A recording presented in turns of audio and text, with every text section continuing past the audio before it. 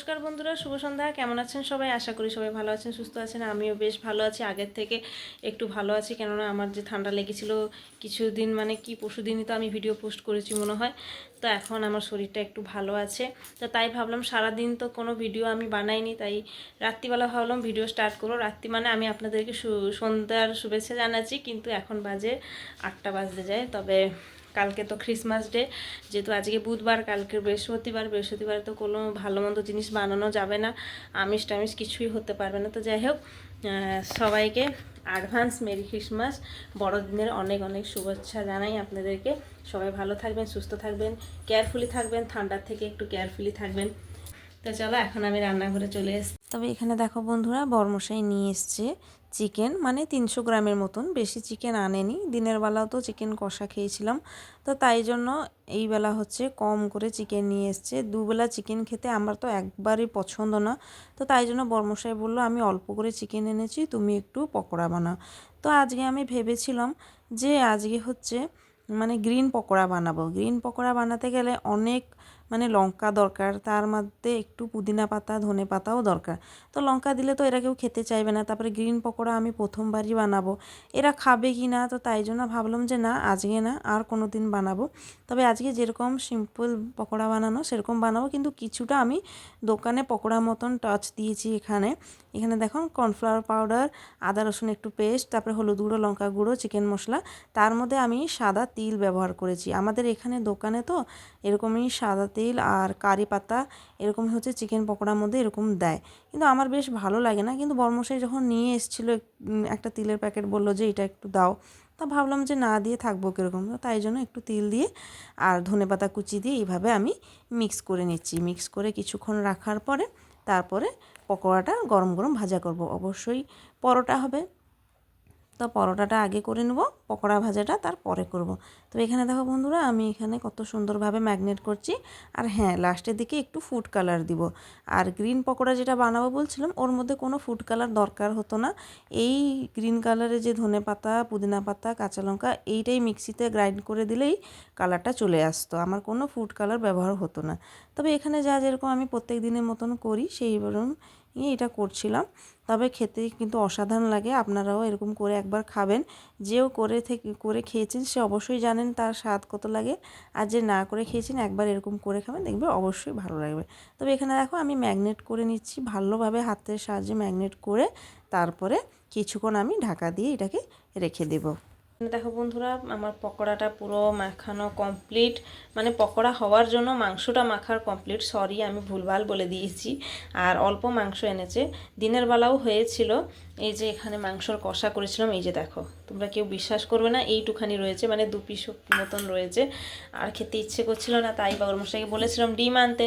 ডিম না এনে কি হয়েছে কি, পকোড়া নিয়ে, মানে পকোড়া বানানোর জন্য সরি মাংস নিয়ে চলে এসেছে, তো তাই জন্য একটু কম মাংস এনেছে। তো জোরে ঠান্ডা লাগছে, তো নিচে একদমই হাঁটা যাচ্ছে না। এই যে দেখো, আমার মেয়ে সক্স পরেছে, আমি কিন্তু সক্স পরিনি, বারবার জলে পা লাগলে পা ভিজে যাচ্ছে। আর রান্নাঘরে তো এমনিতেও জল পড়েই আছে, এই যে দেখো চারিদিকে জল, তো তাই জন্য আমি এই স্লিপার ব্যবহার করছি। এটা কিন্তু নতুন জুতো, কেউ ভাববে না যে বাইরের জুতো আমি পরে ঘরের মধ্যে হাঁটছি। নতুন জুতো, আমি নতুন জুতোই পরে ঘরে ব্যবহার করছি। এই যে বর্মশাই এখন কফি বানাবে, বললো আমি কফি বানাবো। এমন ঠিক আছে, কফি বানানোর পরে তারপরে রুটি করব, তারপর পকোড়া ভাজা করব। তো চলো, বর্মশাই কফি বানাক, তোমরাও চলো। এই যে বর্মশাই এখানে কফি বানাচ্ছে। এই যে আমাদের এখানে তো এত ঠান্ডা, মানে আমরা তো সামলাতে পারছি না, আপনারা হলে অবশ্যই সামলিয়ে যাবেন। কিন্তু কলকাতায় তো আমরা একবার গত বছর না, সবার প্রথমে যখন বর্মশাই যায়, বিয়ে হবার পরে যায়নি, প্রথম যখন যায়, এমন ঠান্ডা যে ও একদমই সামলাতে পারেনি। এই ক্রিসমাসের দিনই আমরা গাড়িতে বসেছিলাম, এত মজা করেছিলাম ঠান্ডার সময় আসলে পিকনিক ঘোরাফেরা করতে এত ভালো লাগে, আর বলার নেই। তা আমরা এখন মানে যাবার তো আমাদের খুব ইচ্ছা, কিন্তু পরিস্থিতিকে নিয়ে আমরা যেতে পারছি না। কিন্তু অবশ্যই কিন্তু যাব, জানুয়ারি হোক বা ফেব্রুয়ারি হোক, আবার যাব। আবার আপনাদের সঙ্গে আবার পুরোনোর মতো নতুন নতুন একটা ভিডিও শেয়ার করব, যখন ঘর বাড়িতে যাব, নিজের বাড়িতে।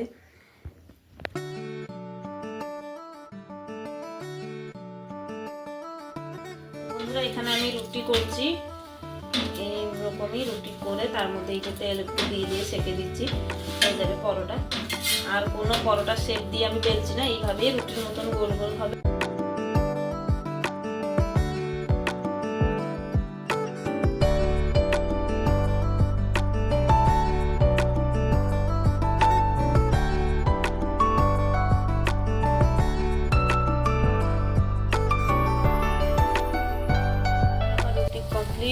আমি কড়া বসিয়ে দিয়েছি। আসলে এটা হচ্ছে আমিষের জন্য এই কড়াটা। ছোট্ট সময় আবার বাসনগুলো মাজতে আমার বেশ কষ্ট লাগে, এবং ঠান্ডায় জল ঘাটতে ঘাটতে আমার এই অবস্থা হয়েছে, কি বলবো আর। যত কষ্ট হোক বন্ধুরা, ঘরের কাজকর্ম তো করতেই হবে না, আপনাদেরকে দেখাচ্ছি। তবু আমার যেটা আমার পার্সোনালি থাকে সেটা তো আমি আপনার কারোর সঙ্গে শেয়ার করতে পারবো না। তো এইরকমই ছোটোখাটো ভিডিও কিছুটা করে আপনাদেরকে শেয়ার করছি, যতটা পারছি ততটাই করে দেখাচ্ছি। এই যেরকম আমি একটা হাতে এখন ক্যামেরা ধরছি, আর একটা হাতে এই যে রান্না করছি।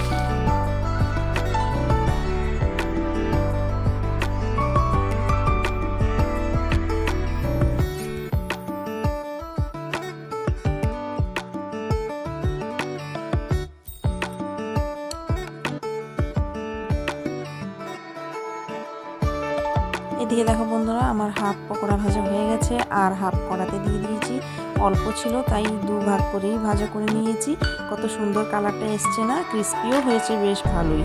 বন্ধুরা এদিকে দেখো আমার পকোড়া পুরো রেডি হয়ে গেছে, গরম গরম পকোড়া।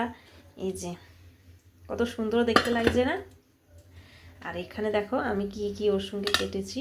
এখানে পেঁয়াজ কুচি, ধনেপাতা কুচি, তার সাথে পেঁয়াজ কলি কুচি দিয়েছি। মানে 3টে জিনিস আমি এখানে কুচি করে কেটেছি। তার মধ্যে যদি চাট মশলা হতো তাহলে আরও মজা এসে যেত, কিন্তু চাট মশলাটা তো নেই।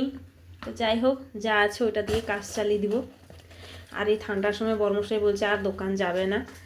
তবে বন্ধুরা ঘরটর পরিষ্কার করা হবে এখন, কিন্তু তার আগে দেখিয়ে দিই আমার বাবা কি দিয়েছে। এই যে দেখো এখানে দিয়েছে, দেখো এইটা আগে দেখিয়ে দিই আপনাদেরকে, তারপরে দেখাচ্ছি। এখানে কিছুটা ধনেপাতা দিয়েছে। এই যে মানে যা সবজি বাজার করে এনেছে উনি অর্ধেক রেখেছে, আমাকে অর্ধেক দিয়েছে। আমি যত বারণ করেছি একদমই শুনছে না। আসলে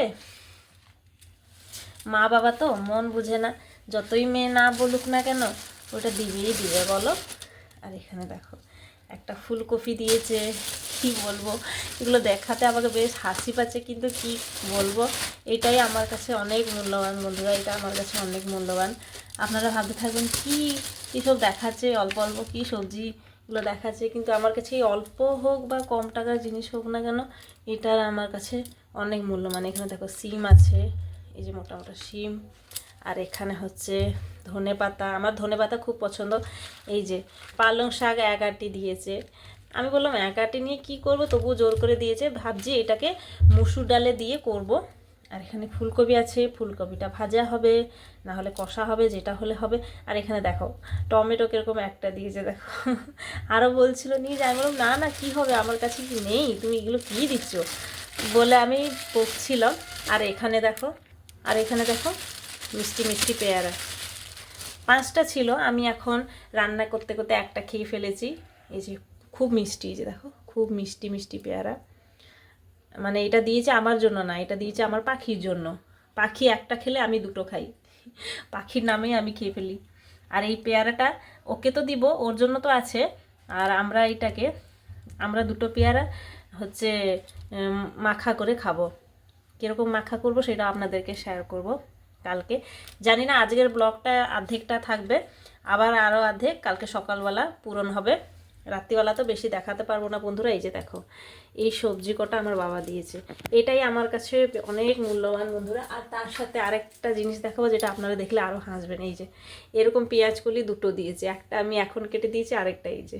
কি আর বলবো, তবে শীতের সময় সবজিগুলো তো খুব ফ্রেশ থাকে, তাও তরতাজাও থাকে, আর দেখতে সুন্দর যেরকম, খেতে তো অসাধারণ। বন্ধুরা আপনাদেরকে দেখালাম, আরেকটা জিনিস দেখো আপনাদেরকে দেখাচ্ছি।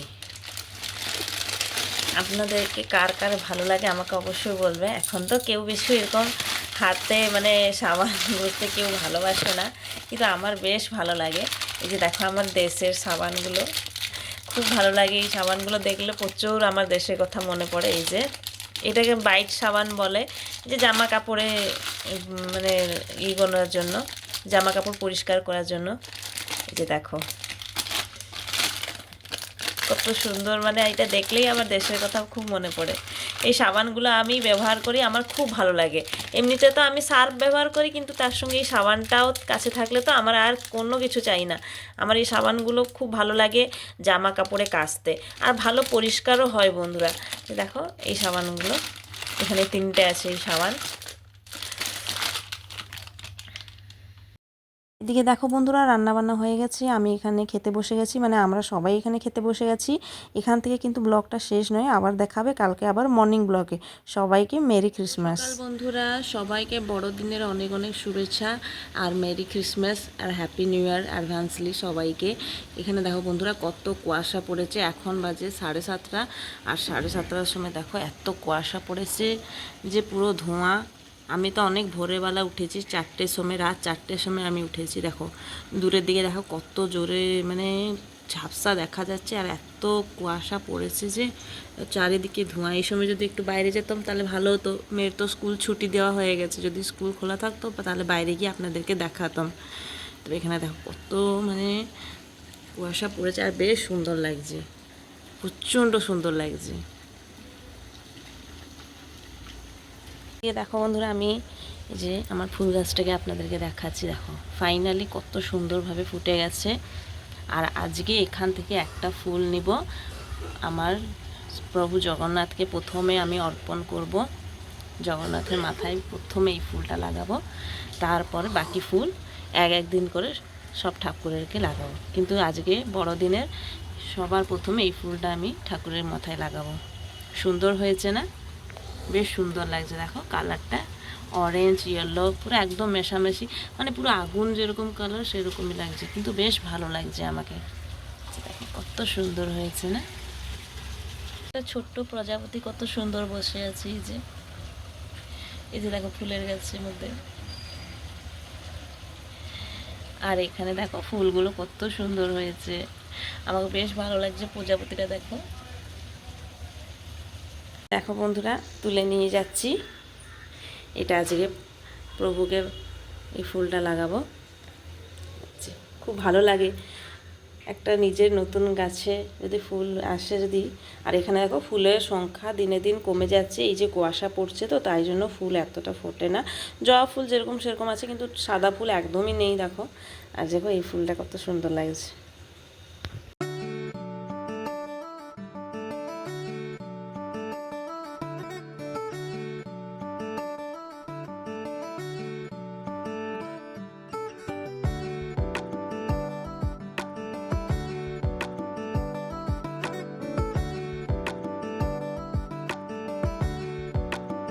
বন্ধুরা, আমার তো পুজো হয়ে গেছে, এবার আমি যাব একটু চা বানাবো, সকালে আবার ব্রেকফাস্ট, তারপরে আবার নিত্যদিনের কর্মই লেগে যাব। তো এই যে ভিডিওটা আমার হয়েছে এটা হচ্ছে এখন পোস্ট করে দিব। আর আজকে মানে বড়দিনের যে ভিডিওটা আমার চলছে সেটা হচ্ছে পরের দিনে আপনারা পাবে। নাহলে দুটো যদি একসঙ্গে আমি এডিট করে পোস্ট করব তো এমনিতে ভিডিওটা অনেক বড় হয়ে যাবে, তো কেউ দেখতে আবার চাইবে না। তবে এখান থেকে ব্লগটা আজকে শেষ করছি। সবাই ভালো থাকবেন, সুস্থ থাকবেন, সবাইকে জয় জগন্নাথ, রাধে রাধে।